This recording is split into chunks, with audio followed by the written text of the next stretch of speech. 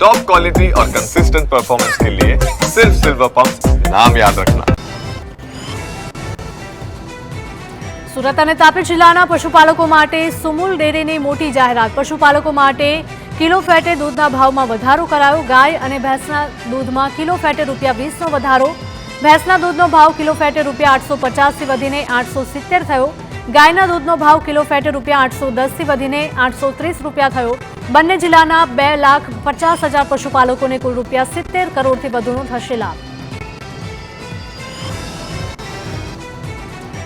વડોદરામાં અમૂલ દૂધના ભાવ વધારા સામે વિરોધ પ્રદર્શન। દૂધના ભાવમાં વધારો થતા કોંગ્રેસે વિરોધ નોંધાવ્યો।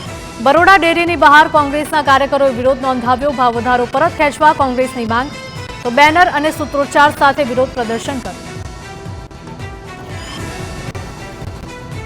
રાજકોટના ઇન્દિરા સર્કલ પાસે સિટી બસે સર્જેલા અકસ્માતનો મામલો। શહેર કોંગ્રેસ દ્વારા મનપા કમિશનર કચેરીએ અનોખો વિરોધ। રમકડાની સિટી બસ મનપા કમિશનરને આપીને વિરોધ દર્શાવ્યો। અગાઉ કોંગ્રેસ દ્વારા આવેદનમાં કોન્ટ્રાક્ટર સામે કાર્યવાહીની માંગ હતી। કોઈ જ કાર્યવાહી ન કરાતા કોંગ્રેસે ઉગ્ર રજૂઆત કરી।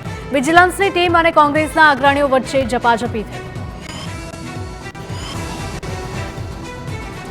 સુરતમાં ગાંજા સાથે 2 શખ્સ ઝડપાયા। પુણાના લેન્ડમાર્ક રોડ પરથી ગાંજા સાથે પકડાયા આરોપીઓ।